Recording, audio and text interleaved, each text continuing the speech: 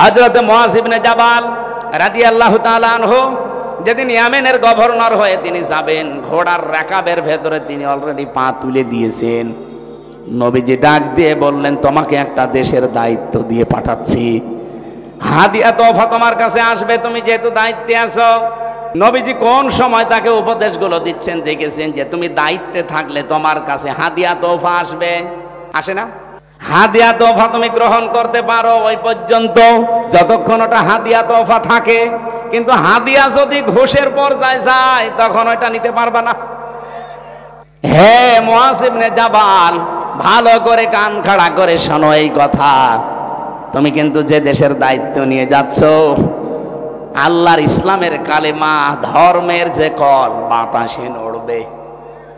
এমন সময় তোমার সামনে কিছুদিনের ভেতরে চলে আসবে, আলা ইন্নাল কিতাবা অসুলতানা লা ইফতারিকুন।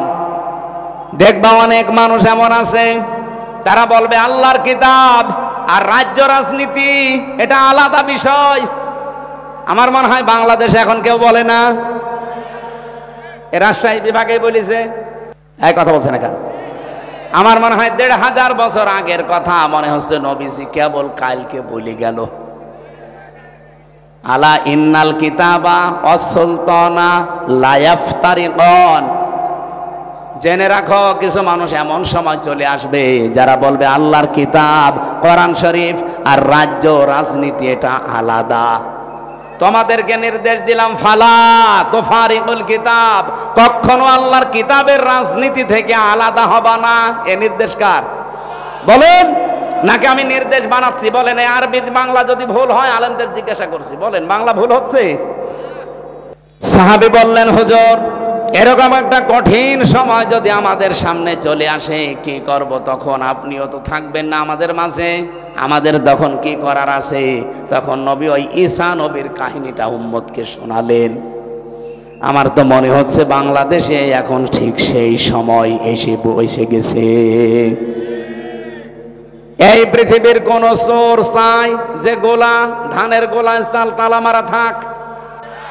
কোন মানুষ চায়, চোর যারা তারা কি চায় যে আমের বাগান কেউ পাহারা দিক? চোর যারা জীবনেও তারা চাইবে না যে বাক্সে সিন্ধুকে টাকা পয়সা সোনা গয়না আছে ওটা তালা মারা থাক। ওরা তো সব সময় চাইবে যে মুখ আগলা থাক।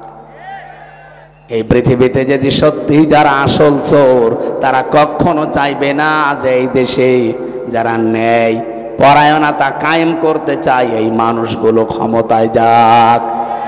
কারণ এরা ভালো করে জানে এরা গেলে আমার হাত থাকবে না, কারণ আমি যত চুরি করেছি।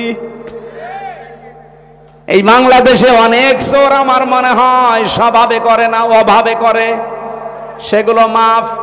কিন্তু যারা স্বভাবে করেছে এদেরকে আল্লাহ মাফ করতে নিষেধ করে দিয়েছে, তাদের হাত কাটার নির্দেশ দিয়েছে।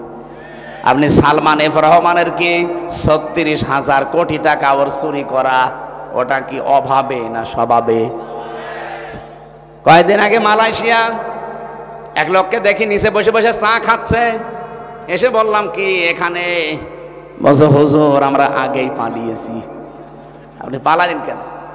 আপনার না ৬২০টা বাড়ি, ওই যে চট্টগ্রামের ওইটা ৬২০টা বাড়ি বানিয়েছেন আপনি। এই মালয়েশিয়ায় আপনার সাহেব পাড়া আছে আপনার নামে, আপনি সাহেব পাড়ার মালিক, বেগম পাড়ার মালিক, আপনি সেকেন্ড হোম হিসাবে এখানে বানালেন। এই সিঙ্গাপুরে বাড়ি আছে, থাইল্যান্ডে বাড়ি আছে, মালয়েশিয়া বাড়ি আছে, কত দেশে আপনার বাড়ি, কিন্তু আজ আপনি থাকতে পারেন না বাড়িতে। ওগুলো সব তালা লাগিয়ে থাকেন আপনি এখন এই হোটেলে। ধরে রাখবো কি করে? আমি বললাম আপনি সাহেব পাড়ায় যেতে পারেন না, বলছে ওখানে যাব। বাংলাদেশের ২০ লাখ মানুষ এই মালয়েশিয়া আছে, আমারে যদি দেখে তো ভর্তা বানিয়ে ফেলবে। এই জন্য চুরি চুরি করে আসি, মাঝে মাঝে নামি আবার উঠে পড়ি। কি জীবন জেলখানার মতো হয়ে গেছে।